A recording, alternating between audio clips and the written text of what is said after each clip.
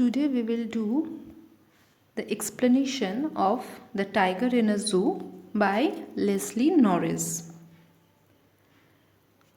Paraphrase. Paraphrase means the detailed explanation of something which will clear your idea. So instead of using the word summarizing or explaining, we should use the word paraphrasing.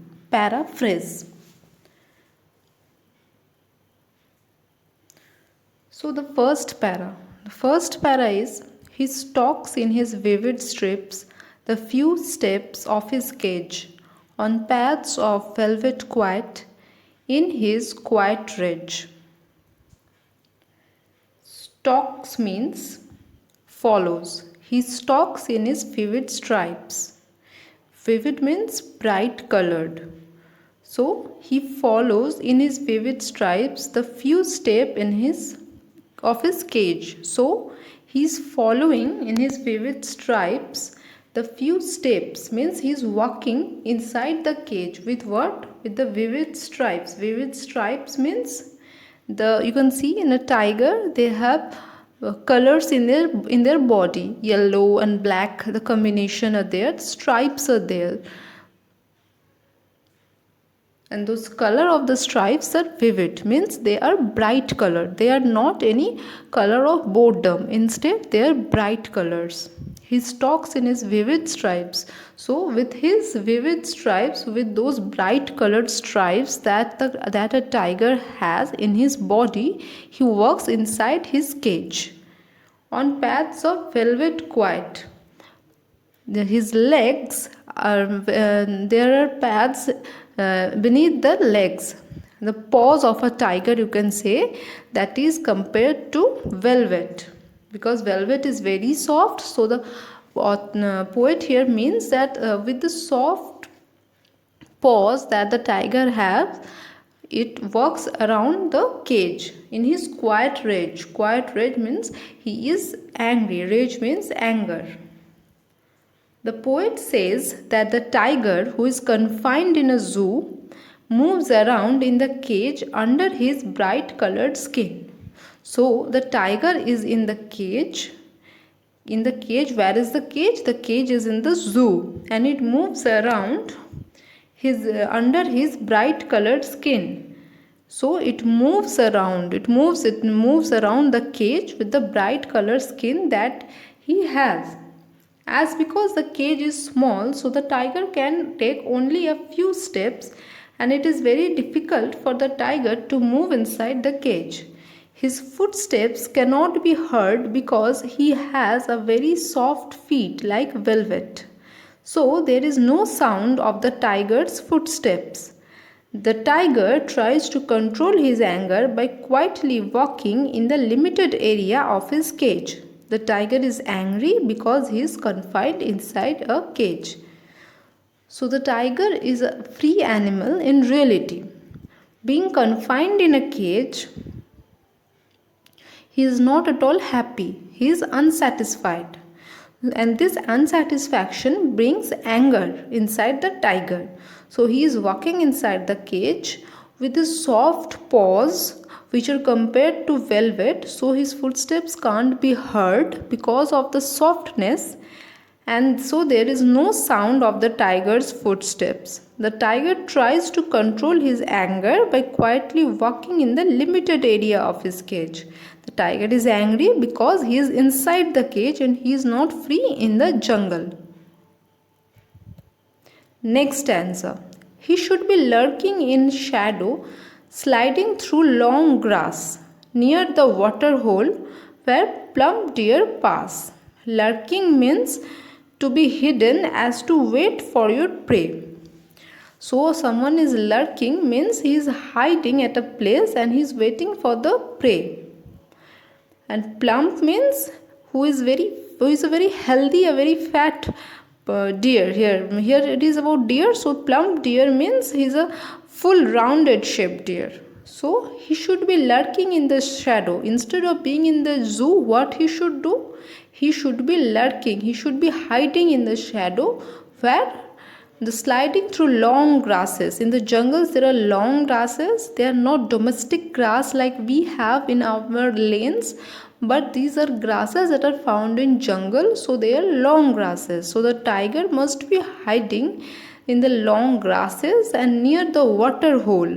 So there are water holes in this jungle, so the deer will come to drink water from there. By default, this is meant here.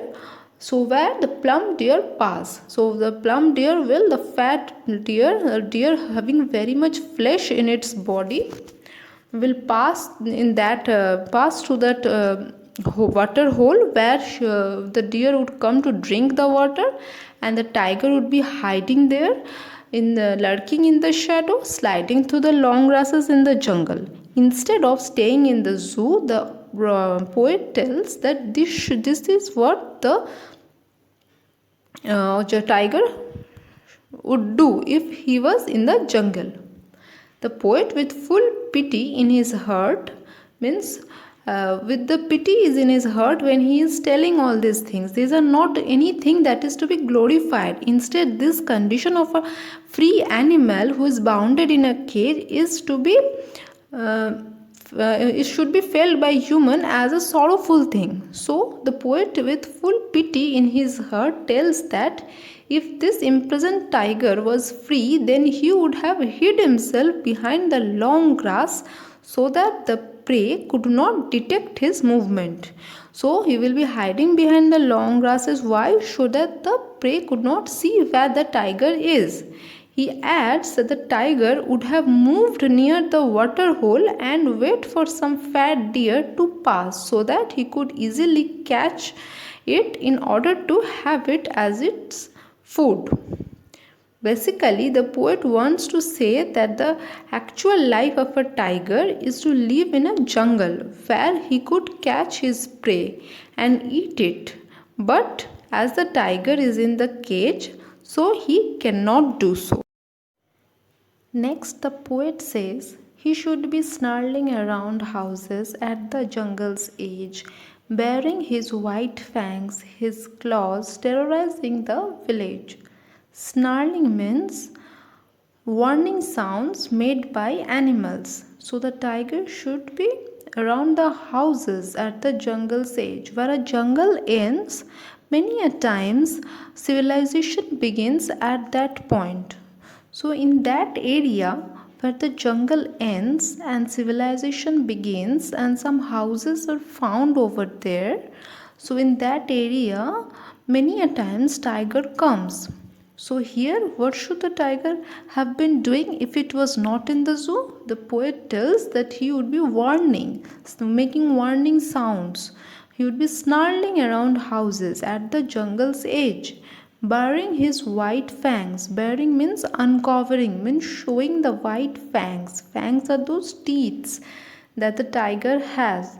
His claws are terrorizing the village. So making the village people afraid. This is what it would have been doing if it was not captivated in the zoo. So had the tiger been in the forest, sometimes he would stray into human settlement. He would stray around the outskirts of the village. Outskirts means the outward side, not the inside. Outskirts of the village. These human settlements are at the jungle's edge. As I told you, that jungle where ends, civilization many a times begins. On seeing the villagers, he would open his long sharp teeth. He would show the teeth and his claws to terrorize the resident. It would be just a show of power and strength to the villagers. So he would be terrorizing. The village people would be afraid of him. It would be a certain condition like that if the tiger was not in the zoo. Next, but he is locked in a concrete cell, his strength behind bars, stalking the length of his cage, ignoring visitors. But he is locked in a concrete cell. So he is locked in a cell which is unbreakable, which can't be broken. His strength, all the strength, with that he would be lurking behind the shadows to catch a deer, or with all those strength that it would have been showing to the villagers, all the strengths are behind the bars because he is not free. Stalking the length of his cage, walking along the length of the cage, ignoring visitors. He is not at all giving any importance to those visitors who are coming to see him in the zoo. Concrete means building made of bricks, cement, sand, and water. So the tiger is locked in a cage which was made up of strong concrete material and was helpless there. He could not show his power to the visitors as all his strength is behind the bars of the cell. Therefore, the tiger ignores the visitor who come to see him at the zoo. He is continuously moving inside the cage and he does not entertain any visitor's gaze.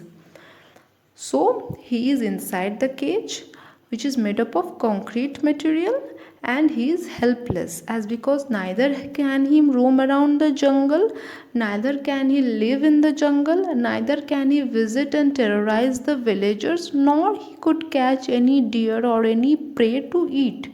So all the power, all the strength of a tiger that we know, all this strength have vanished, or all this strength cannot be seen. So the strength is there inside the tiger, but all this strength and the tiger, everything is behind the bar, only for the visitors to see, for the entertainment of the visitors, for the entertainment of the people.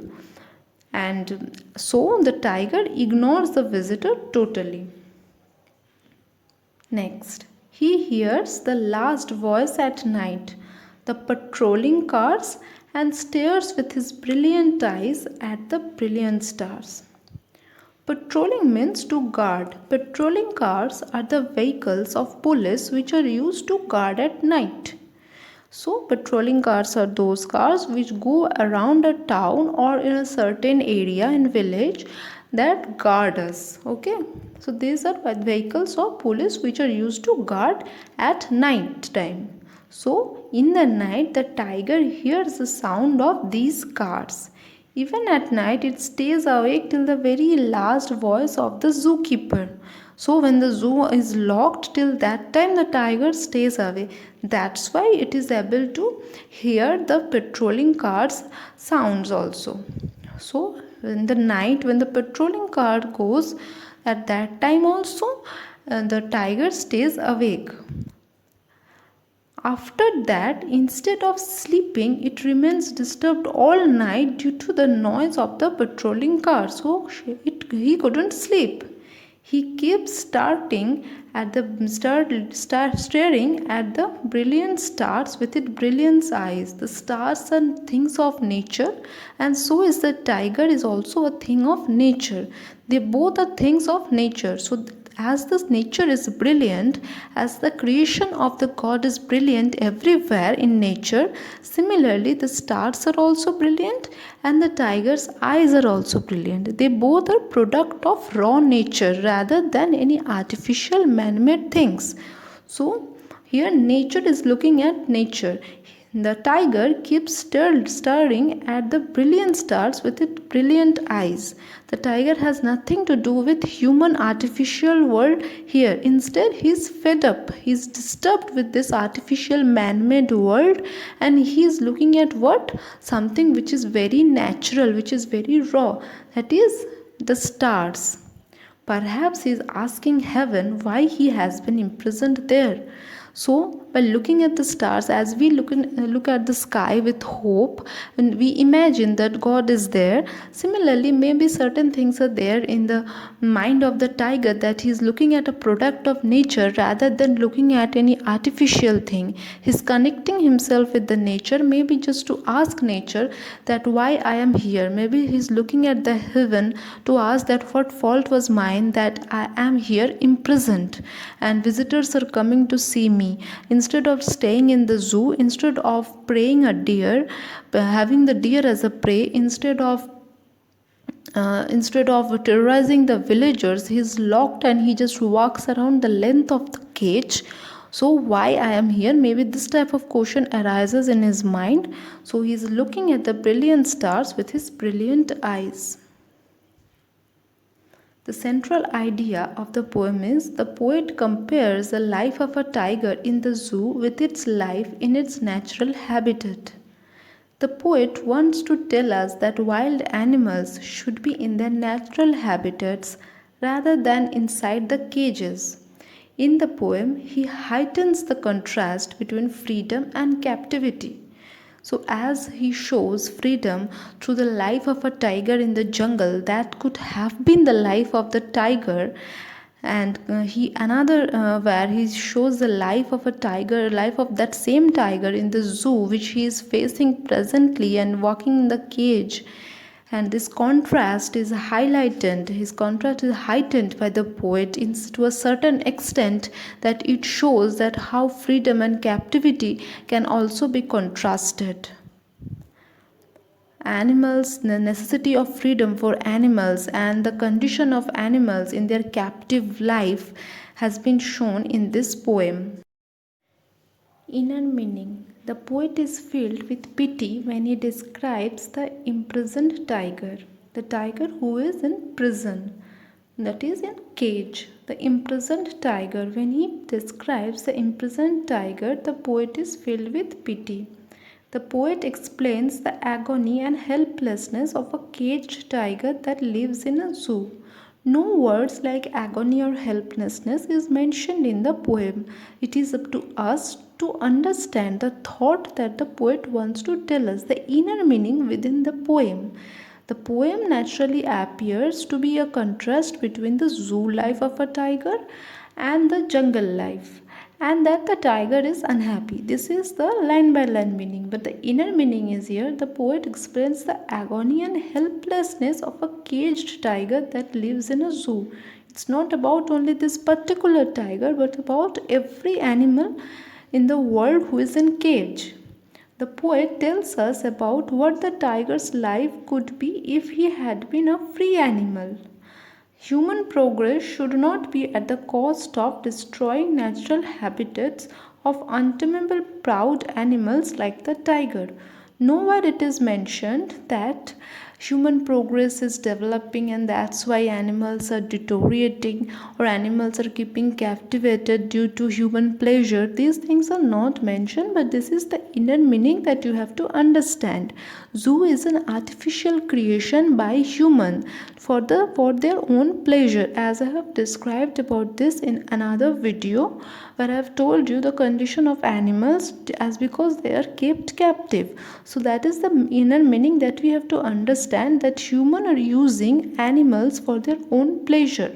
So human progress like creation of zoos should not be at the cost of destroying the natural habitats, means a natural dwelling place, natural residing places of untamable. Untamable means the animals which can't be controlled, proud animals like the tiger. So the tiger is brought from the jungle to be kept in the zoo for human pleasure, but this shouldn't be done. That is the inner meaning.